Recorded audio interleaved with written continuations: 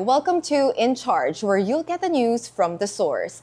From those in charge in their organizations, leaders from different industries who are making an impact in the society today.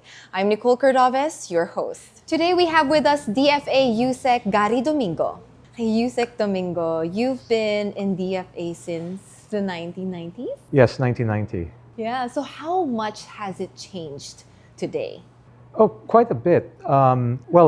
DFA historically, if going back to 1898, so of course Apolinario Mabini was our first Secretary Minister of Foreign Affairs. Of course, I wasn't around yet, but it really, the development of DFA, went hand in hand with the development of the Republic of the Philippines. So our job basically is to represent the country and protect our interests.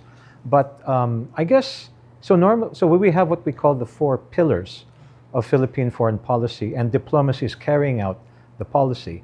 So one is protection of the rights and welfare of overseas Filipinos. Two is, now the other three are more what practically all countries have.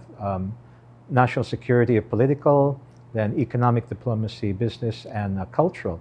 But because the Philippines is really a diaspora country, after all, it's our almost 12 million Filipinos. They're the Bagong Bayani, which has really helped us to, before we used to say to survive, but now to thrive, since, the economy is picking up and there's a lot of dynamism. So I guess more and more, we have the bread and butter of our national security. So of course we have our issues with, for example, West Philippine Sea, but it's also,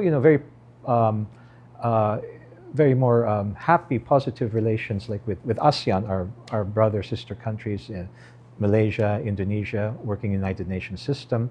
And, but what's perhaps a little more unique about Philippine diplomacy is really championing our diaspora, which I would say really is our people are our greatest asset. And even though, let's say, we're not, at least not yet, number one in our region in terms of net economic development, but as people, we swept the Olympics, for example, and don't have to say, in global beauty pageants are Miss Universe. So it's really what shines really for the Philippines are Filipinos, and so we see that in DFA we're really looking at ways to really help advance their livelihood, their impact on the world. Sir, what would you say is the biggest challenge right now for the DFA? Well, biggest challenge really is, again, we have those four pillars, so it's balancing those things. So for example, when we deal with a country, we have to keep those four things in mind. So let's say a particular country, we may have challenges in terms of national security. But we have great relations everywhere else, economic, cultural, and people to people. I guess it's just keeping up with so many things. It's really not just 24/7; it's a 25/8 job. But also, just going back quite recently, we are at the forefront of helping to manage the pandemic. For example, we were at the front line of working with the World Health Organization, helping make sure we have our vaccines, and then and outside. Sometimes we had to bring home Filipinos who were stuck and repatriate them and so on. And also at the same time, we're promoting investment, our exports. So it's really the biggest challenge is we are always multitasking. Yeah. Although so when we're overseas, we have our embassies and consulates. Of course, they're assigned to particular countries or cities in the case of consulates. But those of us who are in the headquarters, of course, we have our particular issues to focus on. Sir, what would you say are the traits that are very important to being one of the people in charge in the DFA? Okay. Well, first of all, you have to really know, because to sum up, what is the job of DFA? What is the job of foreign policy? It's to advance our interests overseas.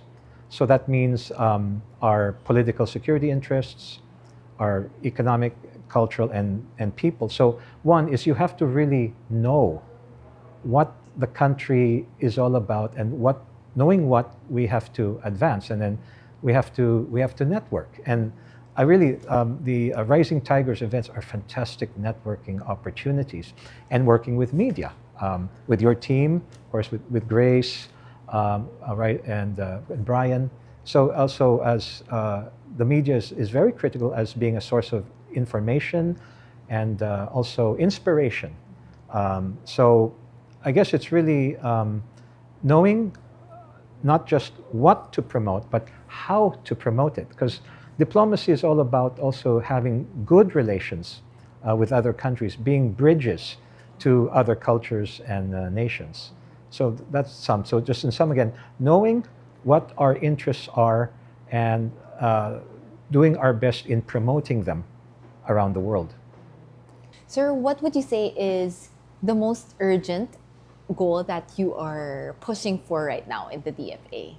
Okay, well, that's a bit of a tricky question because we have our different sectors, but one of them, of course. So actually, I handle civilian security and consular. So I think 90% of the contact of the public, both Filipinos and foreigners, are under consular. So for foreigners, it's visas to come to the Philippines, and for Filipinos, we issue passports so that they can go overseas. So at least in my part is what we're looking at is most closely is making it easier to come to visit the Philippines. So we're one of our focus now is making our visa issuance really really efficient and electronic. So we have a lot of our focus now is because many countries you don't need a visa to come to the Philippines, but India, for example, it's a huge market.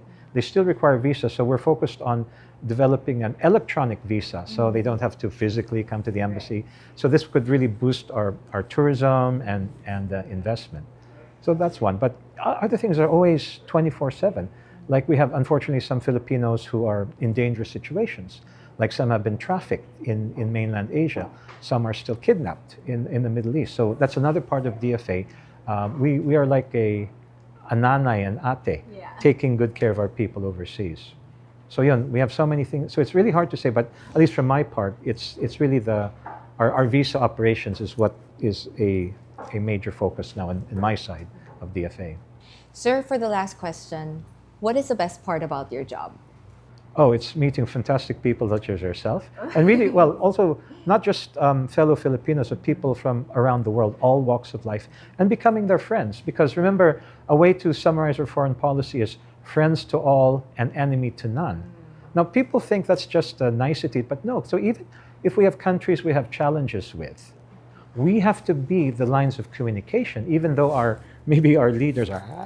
We have to always, because even if we have a problem with a particular country, we aim to help solve it. So we are really the messengers, we are the lines of communication among countries. So so this is the best part of our job is to be able to meet one. Actually, it's interesting that foreign ambassadors are more well-traveled than us in DFA. Right. Because it's their job to look all over the country. So I guess it's the ability to serve the country all around the world and meet so many wonderful overseas Filipinos and the cultures and countries which make up our glorious planet. Sir, really, really last question. Because the way you describe your job, it's like, you have to be so many things to so many people. Exactly. Yes. The one philosophy that guides you. Okay. The best guide is really that of friendship. That ultimately, if our foreign policy is about being friends to all, we have to therefore always have good and positive relations with the people we work with, foreign ambassadors, media, businesses. So it's really being friends for the Philippines to advance the nation. Thank you so much, Usec. Okay. Thank you for being here. Okay, great pleasure.